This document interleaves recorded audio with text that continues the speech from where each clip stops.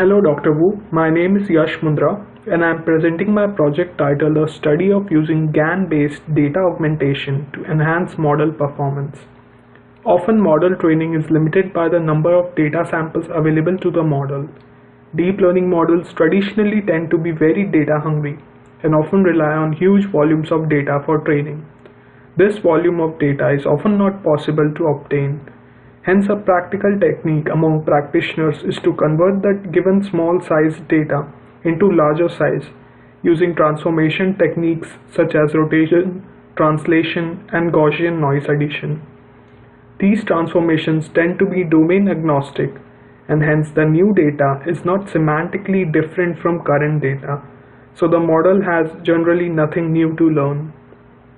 My project is intended to be a study of whether we can use modern GAN techniques as an alternative data augmentation method.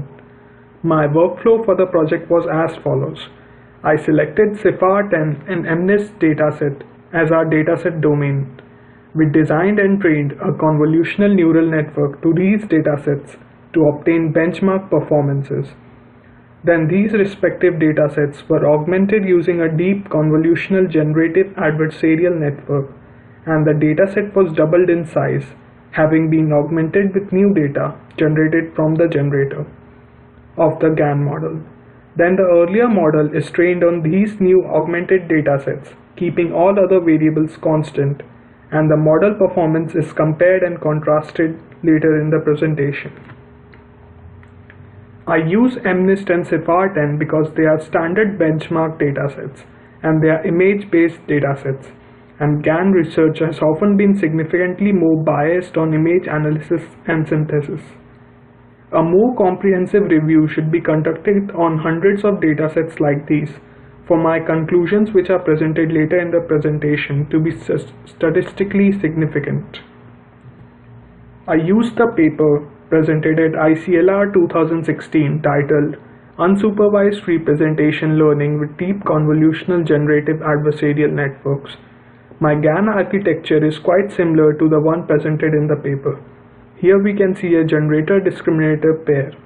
The discriminator learns how to distinguish fake from real objects of the type we'd like to create. The generator creates new content for the discriminator to discriminate. The goal of the generator is to fool the discriminator, and these two are trained in lockstep until they achieve an equilibrium. The architecture code for the model is shown here. This is heavily borrowed from the previously mentioned paper so as to save long hyperparameter searches and tricky training convergence issues. As we can see, the generator has multiple sets of transpose and batch normalizations and ReLU activations. The discriminator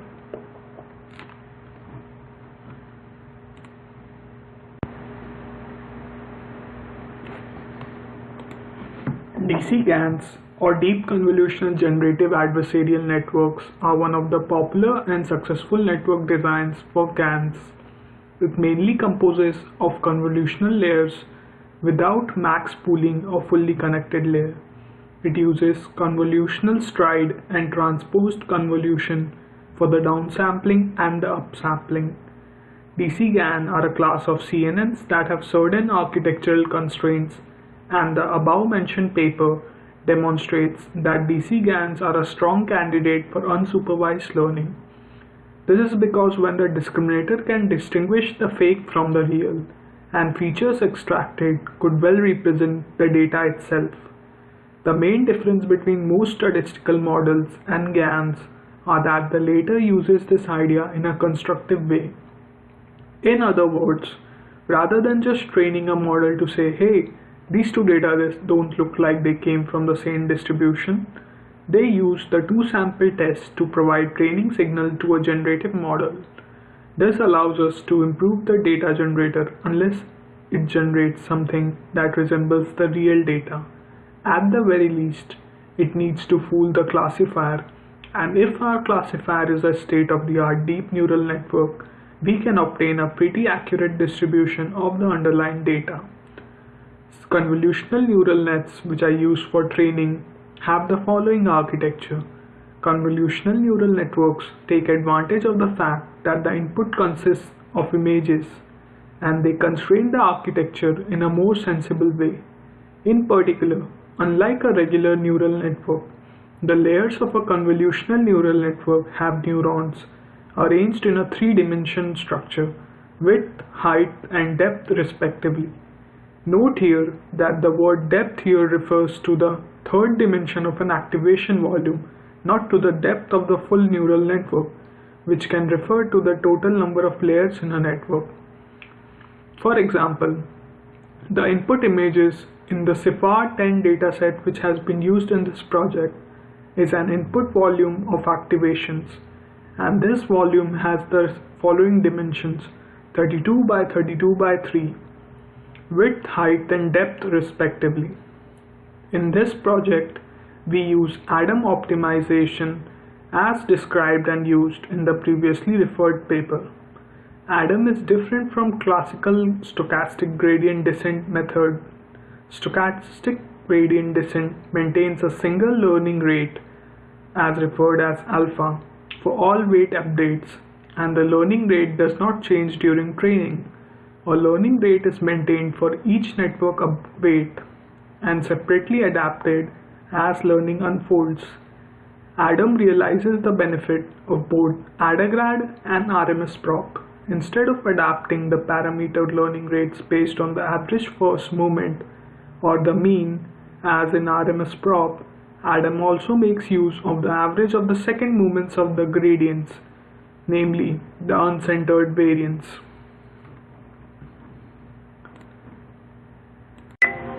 The architecture code for the model is shown here. The generator has multiple sets of convolutional transpose, batch normalization, and ReLU layers. The discriminator has similar architecture. This is heavily borrowed from the previously mentioned paper so as to save long hyperparameter searches and tricky training convergence issues. Here are some image samples generated by the DCGAN generator as being trained for MNIST datasets. As we can see, the images are quite crisp. Here are some samples of images generated by the DCGAN for CIFAR-10. Compared to MNIST, these images are quite blurry, and that's because CIFAR-10 is quite more complicated and complex to train compared to MNIST. And also the epoch was maintained and truncated to 20 so as to save on training time. Let's discuss CNN architecture. This is the code for it. As we can see, it has multiple sets of convolutional max pooling and non-linear activation layers with some dropout layers in between for regularization purposes. The results for my trainings are as follows. Training the convolutional neural net on raw MNIST dataset produced an accuracy of 98.65%, while training the convolutional neural net on augmented MNIST dataset produced an accuracy of 98.74%. Similarly, training the raw CIFAR produced accuracy of 82.62%, while training on augmented CIFAR produced accuracy of 83.17%.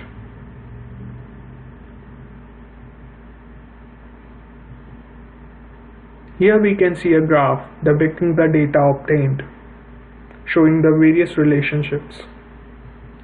We can conclude that the difference between GAN augmented and raw performance is around 0.5 percentage point.